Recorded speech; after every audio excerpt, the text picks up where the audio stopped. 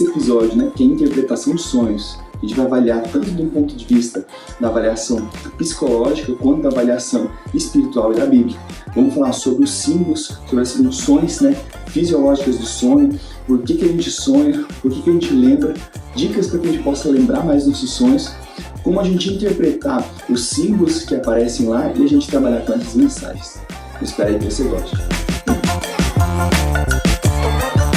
A gente vai dividir em duas partes esse episódio. A parte número 1, a gente vai falar sobre a avaliação dos sonhos do ponto de vista da psicologia, né? Eu vou começar falando da parte fisiológica, a gente vai para diferentes conceitos da psicologia e aprofundamos na parte da psicologia analítica. E no episódio 2, né, dessa série, na parte 2, a gente vai falar sobre a visão espiritual e da Bíblia. E de onde que me surgiu a ideia de fazer esse episódio?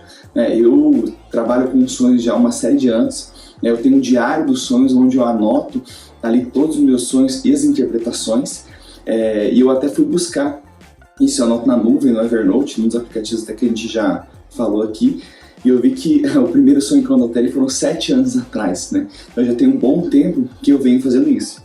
Eu conheci por conta da terapia que eu fazia, que era da psicologia analítica, mas depois, frente a outros estudos que eu fiz, porque eu já li vários livros sobre esse tema, né? Antes de gravar esse episódio eu li mais um também, e eu já utilizei várias vezes na minha vida com um impacto positivo, e é um assunto que a gente não conversa tanto, né? Então talvez algumas pessoas que são amigas íntimas minhas já tenham ouvido eu falar um pouco sobre isso, mas outras pessoas nunca nem imaginavam que eu teria um diário dos sonhos. Então eu quero aqui falar para vocês algumas dicas bacanas quanto a isso. Depois eu vou contar alguns exemplos, né, tanto na parte 1 quanto na parte 2, de sonhos que eu tive, tanto da parte da psicologia quanto da parte da interpretação ali espiritual, e como que eu avaliei isso aí, como que eu interpretei, para que vocês possam ver, tá? Então, pessoal, vamos começar falando um pouquinho sobre a parte fisiológica do sono. Então a gente sabe que o sono a gente tem diferentes tipos de fases dentro dele, e tem o sono REM, que é o sono profundo, né? Que é Rapid Eye Movement, que é o que? A fase de movimentos rápidos dos olhos. O que quer dizer? Os olhos têm uma movimentação ali, né, fechadinho, mas o corpo está totalmente parado. O que a gente tem que assimilar dessa fase é aquela fase profunda do sono, justamente onde a movimentação do corpo está desativada, tá? Nessa fase a gente vai ter neurotransmissores, né, como a serotonina e a norepinefrina em quantidades menores, e a gente já vem falando disso nos outros episódios. O que quer dizer? Não é um estado de alerta, tá? Se a gente não tem norepinefrina lá, a gente não está no estado de alerta, está totalmente desligado, esse que é o ponto. E a gente vai ter um aumento ali de dopamina e de acetilcolina, né? Então a gente já viu, a gente falou um pouquinho sobre a questão da dopamina, e provavelmente por conta do aumento desses neurotransmissores que a gente tem características tão emocionais no sonho. Aqui a gente está falando de uma avaliação somente fisiológica. Então isso aqui vai ser importante para a gente linkar alguns pontos lá na frente. Um deles é justamente isso. Quando a gente está nesse estado de fase profunda do sono, sem movimentação, o que quer dizer? Seria o estado menos provável para que a gente desperte, tá? É importante a gente lembrar isso. E aí vem uma dúvida, né? Será que a gente sonha todo dia? Fisiologicamente sim, a gente sonha todo dia. E grande parte das vezes a gente não se lembra disso, tá? As fases que a gente sonha, a gente já falou que são as fases REM do sono, e à medida que a noite vai passando, né, as fases REM vão ficando mais profundas, então a gente tem maior perspectiva de sonhar mais no final da noite, tá? E a gente acaba esquecendo a maioria. Por que a gente esquece esses sonhos? Tem diferentes motivos para esquecer. Um é o ciclo do sono. Então, se a gente acordar durante o sono REM, que é o sono profundo, tem maior probabilidade da gente lembrar do sono. Agora, se a gente entrar em outra fase, essa probabilidade baixa. Então, a gente já viu aqui que não é tão comum assim você acordar na fase REM do sono. É por isso que talvez a gente não lembre tanto dos sonhos.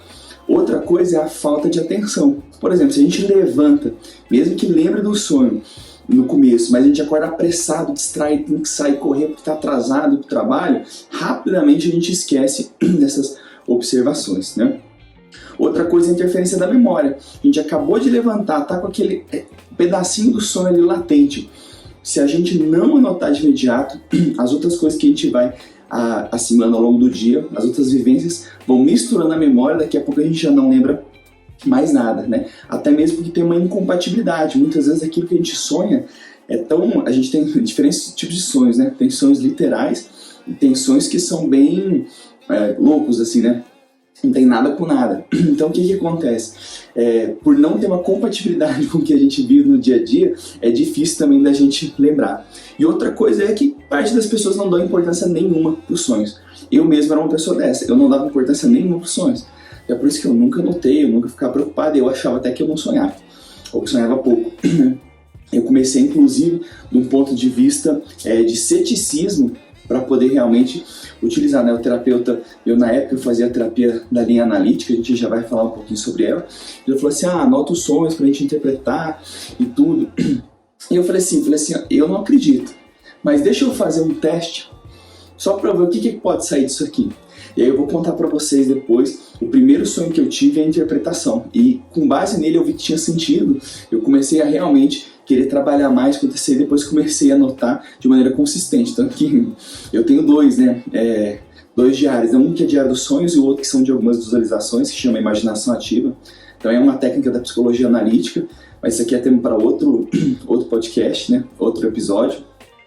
E o que eu observei assim, dá para escrever um livro, da quantidade enorme que eu tenho ali dessa questão dos sonhos, e me ajudaram várias e várias vezes, mas eu entrei realmente com ceticismo. Então no começo eu não dava muita importância, eu inclusive achava que eu não me atentava tanto, né?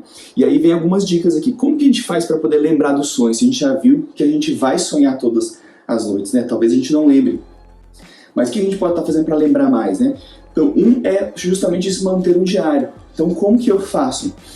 Eu deixo um diário, deixo no Evernote, que é nas nuvens, mas pode usar notas do celular, tem gente que prefere escrever, né? O importante é o seguinte, você ter a disposição ali do lado da cama, logo que você acorda, que você despertou do sono, você tem que nem que seja rascunhar alguns pedaços, alguns detalhes do sonho, né? Então eu sempre fiz no celular mesmo, eu já pegava e já anotava, né? Assim que eu levantava ou se eu despertava no meio do sono, eu já anotava algumas frases. Então eu sempre colocava lá a data, um título mais ou menos e descrevia. Nem que depois eu precisasse trabalhar de novo, né? Eu já vou falar para vocês, né? Outra coisa, além da gente ter a questão do diário para anotar e tentar fazer isso de imediato, porque a gente já viu que você acordou, começou a se envolver com outras atividades, é como se ele fosse se desfazendo. A gente vai perdendo, né? Então é tentar colocar detalhes, né? Porque para a gente interpretar os sonhos, cada detalhe ele importa, porque o sonho ele é baseado na questão da simbologia. Então, por exemplo, se você estava num carro, esse carro ele estava andando numa estrada que era esburacada ou era uma estrada tranquila, você nem sabe. Ele estava ligado, desligado? Qual que era a cor do carro? Era você que dirigia? Era outra pessoa? Por quê? Cada um desses simbolismos vai mostrar alguma coisa diferente, né, de significado para você. Então é importante avaliar os detalhes. Outra coisa importante é a gente se interessar sobre o assunto e falar sobre o assunto. À medida que eu comecei a trabalhar a questão dos sonhos, primeiro conversando com a minha esposa Capoliana, depois com alguns outros colegas, com o terapeuta, naturalmente isso se tornou uma coisa mais comum para mim, né? Uma outra coisa que foi a dica que o terapeuta me passou e que realmente funciona antes de deitar, colocar a intenção de lembrar dos sonhos. Então isso é uma coisa que eu faço hoje, quando eu estou precisando resolver alguma coisa que está me desconcentrando emocionalmente, estou com algum conflito, com alguma coisa que eu preciso resolver, e eu preciso de orientações, eu inclusive falo assim, olha, que possa ter mensagens aí nos meus sonhos aí, para que eu possa ajudar a trabalhar isso de maneira melhor. Então eu imagino isso, me imagino sonhando logo antes de deitar, isso realmente ajuda, né? E outra coisa é, se a gente durante a noite acorda, anotar nem que seja pequenos detalhes. Porque às vezes é o seguinte, a gente acorda, e isso aconteceu comigo várias vezes também, acorda no meio do sonho e fala, nossa, o sonho tá super vívido aqui, nossa, que bacana, sonhei. Não, eu vou voltar a dormir, porque a hora que eu levantar de novo eu vou lembrar, já não lembra.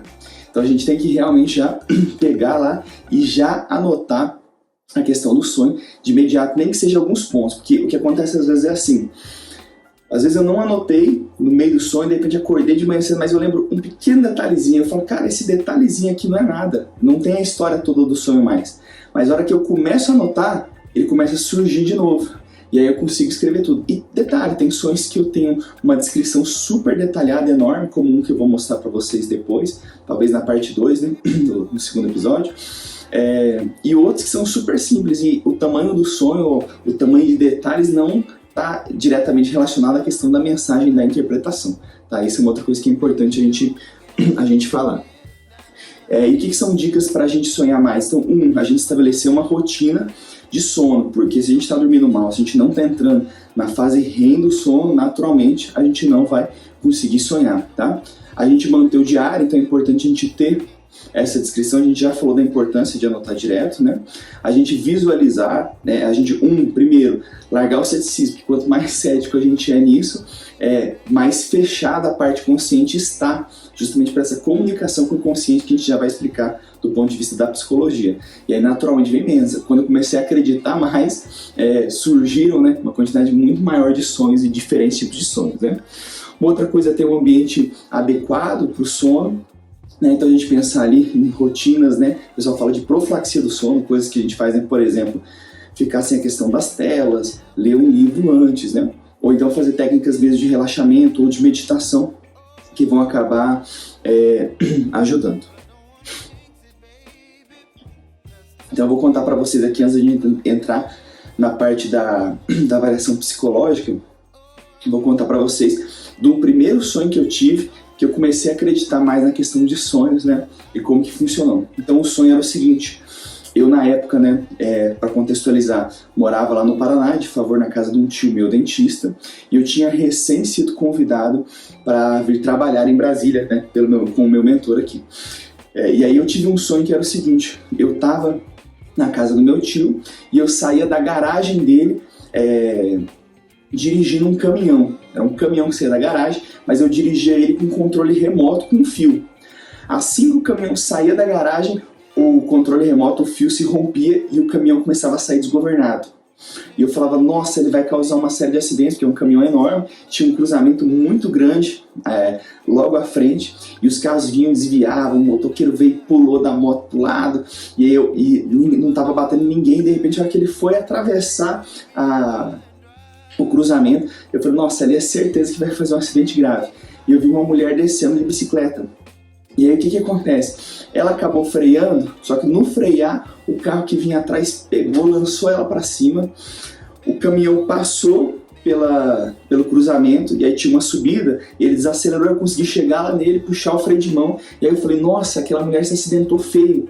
Quando eu volto para via principal lá, pro cruzamento, para procurar a mulher, eu não encontro ela. Aí aparece uma pessoa que era um médico, o Israel, aparecia lá, e eu falava, uai, Israel, você viu aquela mulher que foi acidentada aqui? Ele falou assim, ó, não preocupa, alguém já cuidou dela. Então esse foi o sonho, veja, uma loucura, né? Não tem nada com nada, eu nunca ia conseguir interpretar, né? Nessa época quem me ajudou foi o terapeuta mesmo. E a gente tem que ver, qual que é o contexto que a gente está vivendo, e os simbolismos, que esses simbolismos eles têm um caráter universal. Então, por exemplo, aqui eu vou falar para vocês de vários símbolos diferentes, né, mais comuns e algumas maneiras de se interpretar. Então, por exemplo, veículo de transporte diz respeito à personalidade, evolução profissional e essas coisas, tá? Então, por exemplo, veja que era um caminhão. O que quer dizer? Quer dizer que a questão do desenvolvimento da personalidade e também da questão do desenvolvimento profissional, eles estavam ganhando dimensões muito maiores do que a que eu tinha até então, porque era um caminhão. Só que eu estava com uma falsa sensação de controle. Por quê? Porque não era eu quem dirigia esse caminhão. E detalhe, eu estava saindo da casa do meu tio, quem era referência para mim naquela época, justamente porque eu estava sendo convidado para morar em Brasília. Então isso aí estava tudo linkado. Mas eu estava com uma falsa sensação de controle, tanto é que teve essa ruptura do fio do controle e o caminhão começou a se desgovernar. O que quer dizer? Que isso naturalmente ia gerar alguns tipos de conflitos, né? E o que era uma coisa que me preocupava muito, e detalhe, na época eu não tinha consciência disso. Então essa é uma coisa bacana do sonho, né? Do ponto de vista da avaliação da psicologia, que o sonho ele é uma maneira da gente comunicar a parte consciente nossa com a inconsciente. Então tem coisas que estão latentes que a gente não tem uma perspectiva clara sobre isso, mas que quando a gente trabalha essa comunicação desses dois polos, consciente e inconsciente, a gente traz mais coisas à tona e a gente acaba desenvolvendo mais autoconhecimento. Essa que é o objetivo final da interpretação dos sonhos, desenvolver autoconhecimento, né? Nessa avaliação da psicologia, a gente tem a parte 2 ali, que é a parte espiritual, que a gente vai falar no outro episódio. Então o que acontece? Naturalmente não ter conflitos. E aí o que era uma coisa que me preocupava muito, que eu não estava consciente nesse momento do sonho, depois da interpretação que eu fui perceber. Porque quem que era aquela mulher que estava descendo a bicicleta? Era minha tia. Então eu tinha uma tia, né? Eu não morava mais com ela, mas Porque quando eu mudei para o Paraná, primeiro eu morei com ela, depois eu mudei para morar com esse tio meu. Mas eu trabalhava na clínica dela. E eu tinha vindo, né, de Goiânia para Francisco Beltrão, no Paraná, para trabalhar com ela. E aí, veja, agora eu estava saindo do Paraná para ir trabalhar em Brasília. Por mais que eu ficasse 3 semanas em Brasília, uma no Paraná, que era assim que era a minha rotina na época, né? Qual que era a minha preocupação? A preocupação é que eu falava assim, o que a minha tia vai achar? Será que ela não vai ficar chateada comigo? Será que a gente não vai ter problema? O que será que ela vai ficar falando? Então, eu estava muito preocupado quanto a isso, né? Então veja que o que acontece? Quando o caminhão passou, essa mulher que estava descendo fazia analogia a ela. E, por exemplo, ela se acidentou, só que quem que causou o acidente não foi propriamente dito o caminhão, foi um outro carro que acabou acertando ela. Quando eu volto, eu encontro um médico, né? Aí o sonho, essa é uma outra coisa que é importante falar. O sonho, ele vai colocar rostos com pessoas que a gente conhece, mas não quer dizer necessariamente que eu estou sonhando com aquela pessoa. Por exemplo, ali apareceu Israel, né? Por que apareceu Israel? Porque ele era referência de médico na cidade que eu tinha. Porque ele fazia parte da banda de música que a gente tinha lá.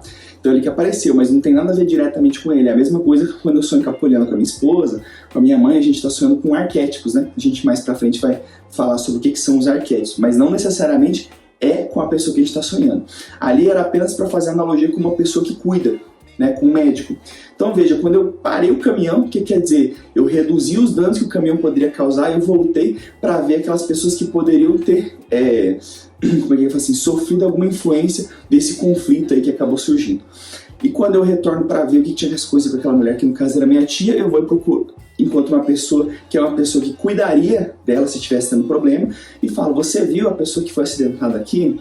E aí o que o médico fala? Não se preocupe, cuidaram dela. O que é a mensagem que o inconsciente me passou depois que eu fiz a interpretação disso? Que a minha grande preocupação, que era o que aconteceu com a minha tia, que ela falou assim, ó, não precisa preocupar, o problema não é seu, alguém vai cuidar, não é você quem está causando o problema. Quem causou o problema, quem fez lá, será que foi o outro carro que acabou pegando, né? Que aí também tem um outro simbolismo, é quem vai ter que cuidar disso aí. Então, esse talvez não seja o melhor dos exemplos, mas para mim foi o primeiro sonho que ele fez sentido e que ele me deu uma orientação de ação, porque ele mostrou para mim, uma coisa que não estava, uma coisa que estava latente, eu não sabia que eu estava tão preocupado assim com o que a minha tia ia achar dessa mudança minha para Brasília. E 2, deu orientação para falar isso. Você não precisa preocupar, você está preocupado demais com o que ela vai estar achando, sendo que isso aí é um problema dela. Eu não posso fazer nada pelo que as pessoas vão achar, né? E outra coisa também é aquilo, para eu não achar que eu estava seguro demais, porque eu tinha uma falsa sensação de controle e que naturalmente alguns conflitos iam acontecer. Então veja, trouxe um conteúdo que estava latente, me orientou para tomar cuidado e me deu ação para eu resolver uma coisa que estava me incomodando no inconsciente. Então, com base nisso, eu comecei a trabalhar com vários sonhos diferentes, né? Alguns fizeram sentido logo de imediato, outros só fizeram sentido muito mais para frente, mas eu vi a importância de trabalhar com isso. Então, talvez aqui seja uma chamada para que você comece a observar um pouco mais aí os seus sonhos, tá? Quando a gente fala da avaliação dos sonhos do ponto de vista da psicologia, a gente tem diferentes tipos de teorias. Então, a teoria da psicanálise, que é justamente a teoria que eu seguia, que a gente vai aprofundar um pouco mais aqui, né? Ela foi desenvolvida por Freud, todo mundo aí conhece o pai Freud, né? Que é o pai da psicanálise, né? Que sugere que os sonhos são uma expressão do nosso inconsciente e representam desejos reprimidos e conflitos internos. Então, o sonho é justamente um material de conflitos e desejos reprimidos que a gente tem. Aquele material que está no inconsciente, que a gente acaba escondendo da parte do ego muitas vezes por uma própria proteção, mas que precisa ser trabalhado, porque quando não trabalhado, ele gera complexos, né? Que são ali como se fossem bloqueios, compulsões, problemas que a gente vai acabar tendo no nosso dia a dia se a gente não trabalhar com essa parte, né? A gente tem uma outra teoria, que é a teoria ativação-síntese, né? Que fala que o sono é somente uma consequência, né, da atividade do cérebro durante a fase REM do sono, que é a fase profunda. A gente tem a teoria da função adaptativa, né, que os sonhos eles vão ajudar a gente a consolidar as atividades que a gente fez ao longo do dia e consolidar as memórias de aprendizado. Temos a teoria cognitiva, né, que diz que está associada ao que a gente pensou durante o dia e reflete os nossos processos cognitivos e emocionais, né. Segundo essa teoria, os sonhos nos ajudam a processar informações e lidar com as emoções do dia, né? E a última, que é a teoria da neuropsicologia, que diz que os sonhos são somente resultado dos processos de neurotransmissores que a gente também já discutiu. Então veja, se a gente olhar todas essas teorias, o problema é que muitas vezes a gente quer usar só uma e invalidar a outra. Eu acho que todas fazem função. Por exemplo, quer dizer que todo sonho que a gente tem é um sonho que vai ser interpretado, que é uma comunicação do inconsciente? Não. Por exemplo, você tem um tipo de sonho que é um sonho protetivo, do estado de vigília, né? O que quer dizer? Para você não acordar, né? Porque a função do sono também é você estar na fase REM do sono, você aprofundar para que você recarregue as suas energias. Então, por exemplo, você já teve aquele sonho que de repente você sonha que você estava comendo alguma coisa? Esse sonho, talvez ele não tenha simbologia nenhuma, talvez ele seja um sonho somente lá para que você que estivesse com fome, você não acordasse com fome. E aí no sonho você seguia sonhando que estava comendo justamente para não despertar naquela fase importante ali, na fase REM do sono. Outra coisa, com certeza dormir bem é importante para você consolidar o conhecimento, as memórias durante o dia. Existe sim uma influência do que a gente vive no dia, na parte dos sonhos, mas eu gosto de avaliar o quê? Que todas essas teorias, elas estão envolvidas de alguma forma, né? O que eu não quero é o quê? Desconsiderar que existe uma parte simbólica de comunicação com a parte do inconsciente, né? Então, o que a psicanálise diz, né? Então, quem criou foi Freud, né? E ela diz que os sonhos são uma forma de expressão do inconsciente. O inconsciente, ele tenta falar com a parte consciente. Como ele não é uma voz, certo? Ele é uma parte da nossa psique, é uma parte da nossa mente. Como que ele se comunica? Ele se comunica por meio de símbolos. Os que eu falei antes, né? Que os símbolos são universais, né? Por exemplo, o sol em diferentes culturas, em diferentes locais do mundo, de pessoas que nunca conviver em conjunto, vai ter alguns significados parecidos. É por isso que o sonho a gente tem imagens, porque as imagens são a melhor forma de você ter justamente a questão dos símbolos e a gente ter essas comunicações, né? Então ele diz que no inconsciente, né, impulsos e desejos reprimidos que foram banidos da consciência, muitas vezes para proteção, né? Ou que são socialmente inaceitáveis, eles vão sendo colocados no inconsciente. Então, quando a gente pensa na questão nossa da mente, a gente tem diferentes arcabouços, né? A parte consciente é uma parte bem pequena, né? E a gente tem toda a parte ali do subconsciente e do inconsciente, que seria o quê? Toda coisa que a gente tem de estímulo, tudo que a gente vivencia, o inconsciente está captando. Mas aquela parte que a gente consegue acessar do consciente é uma parte muito pequena. O que quer dizer? Nós temos um material muito grande no inconsciente que faz parte da nossa psique também, que pode ser trabalhado, porque muitas vezes bloqueios, traumas que a gente tem, eles são jogados nessa parte do inconsciente, né? Tanto que um dos objetivos também da psicanálise é você ir trabalhando com esses materiais do inconsciente que estão ali na área das sombras, para ir tratando justamente os traumas e desenvolvendo autoconhecimento, né? Que o objetivo final é a pessoa se tornar um indivíduo mais completo, né? Então, os sonhos são vistos de uma forma do inconsciente se manifestar, é uma das técnicas de comunicação, existem outras, né, com o inconsciente. E por que do sono a gente consegue comunicar com o inconsciente? Porque lembra que a gente falou lá dos neurotransmissores e tudo, e que a parte do ego ela fica desligada? Porque a nossa mente não desliga enquanto a gente dorme. A mente não desliga, mas a parte consciente, a parte do ego, ela é desligada. O que quer dizer? A gente não tem mais esse filtro do ego. Então é muito mais fácil a gente receber essas mensagens do inconsciente. Tanto que existe uma fase também do sono, né? Aí não estou falando na questão da parte da fase REM, né? Mas na verdade de ondas cerebrais que acontecem na fase REM do sono, que são as mesmas que vão acontecer no estado de meditação ou de oração.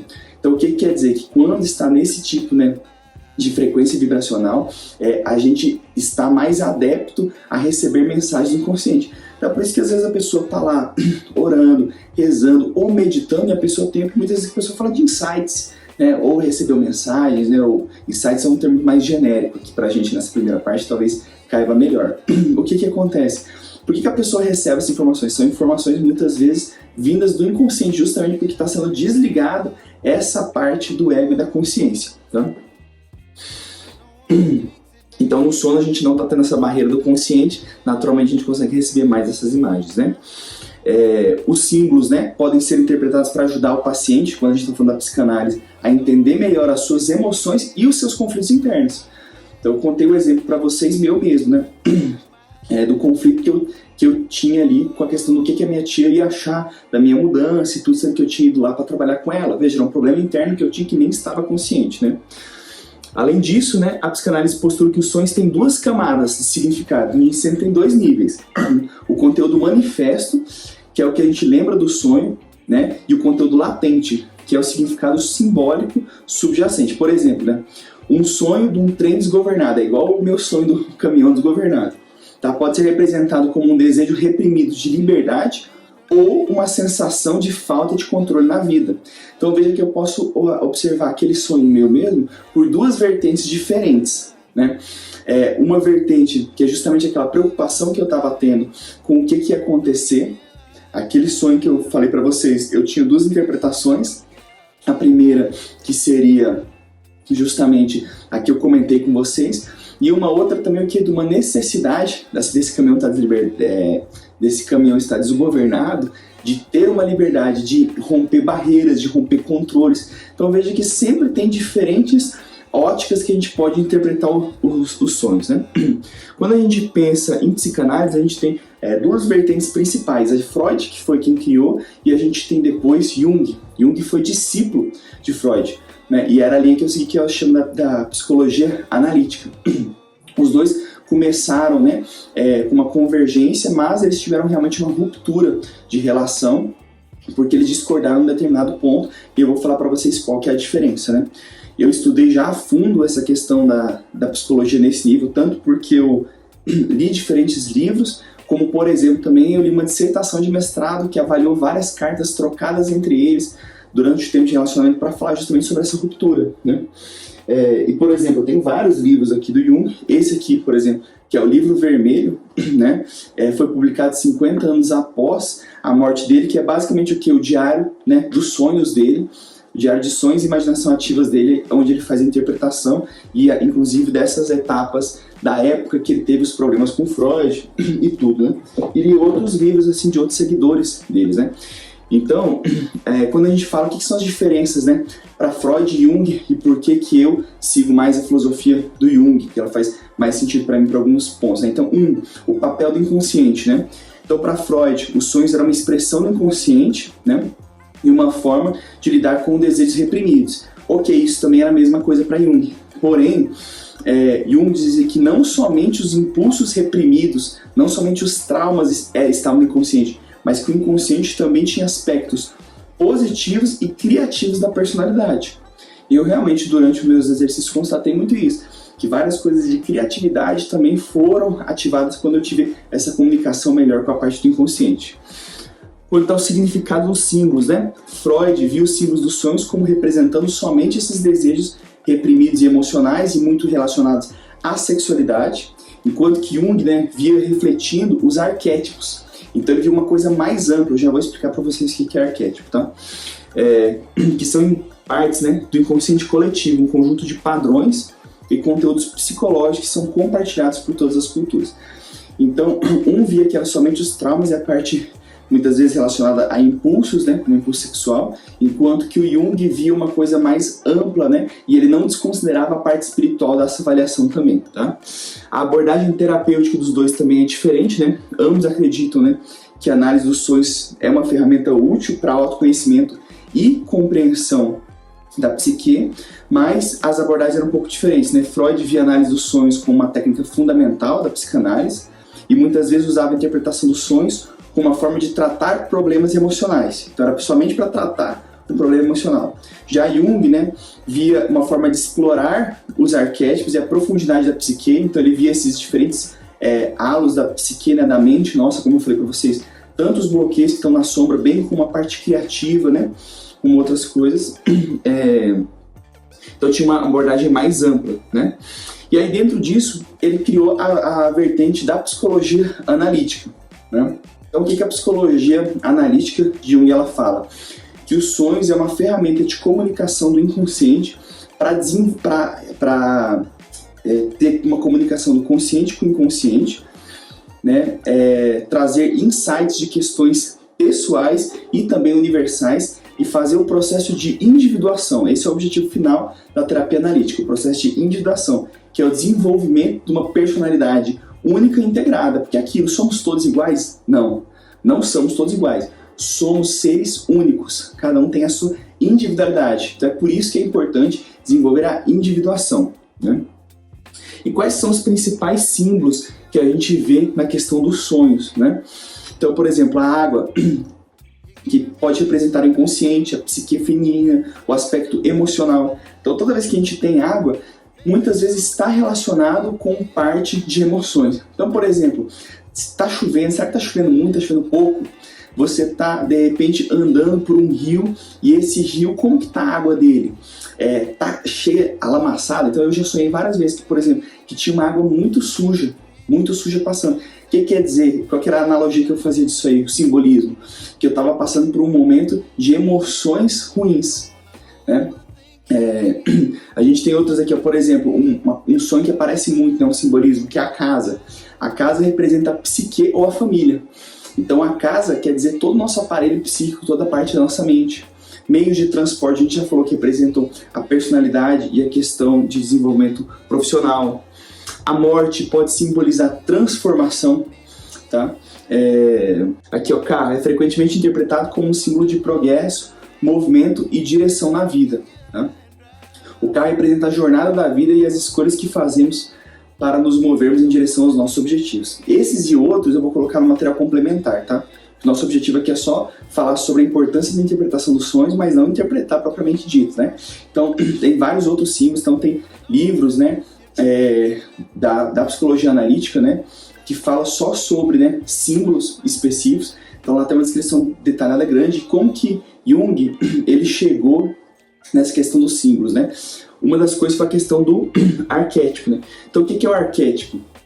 Aqui, ó, arquétipos são símbolos e representações de experiências universais como a mãe, o pai, o herói, a sabedoria, a transformação, todos esses são arquétipos, tá?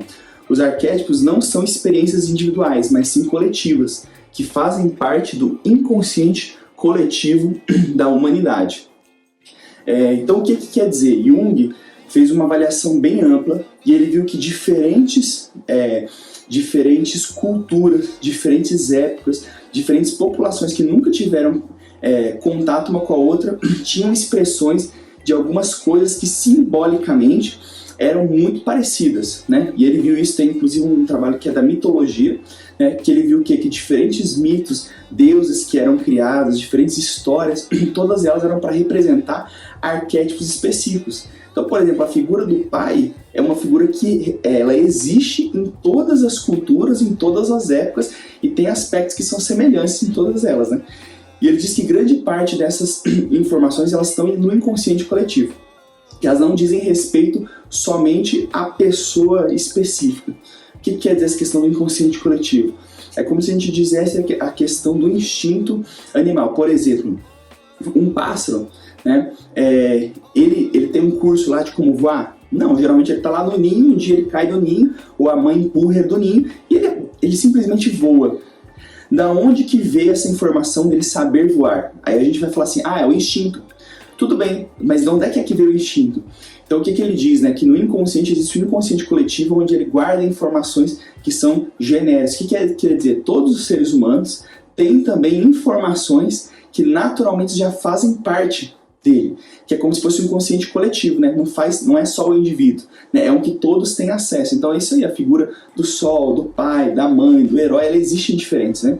E aí é um estudo bem aprofundado nisso, e a hora que a gente vai lendo, né, você vai falar, nossa, realmente faz sentido, porque diferentes povos que nunca se encontraram têm realmente essa simbologia muito parecida, e a partir disso ele desenvolveu a questão dos... Então na psicologia analítica, ela vai ver quais que são os arquétipos, quais que são os símbolos, e vai usar isso justamente o quê? Para o autodesenvolvimento. Então ter um diário dos sonhos, manter um diário dos sonhos, é justamente uma ferramenta para que a gente, dê vazão aos conteúdos do inconsciente que surgem e a gente possa aí sim desenvolver mais nosso autoconhecimento, né?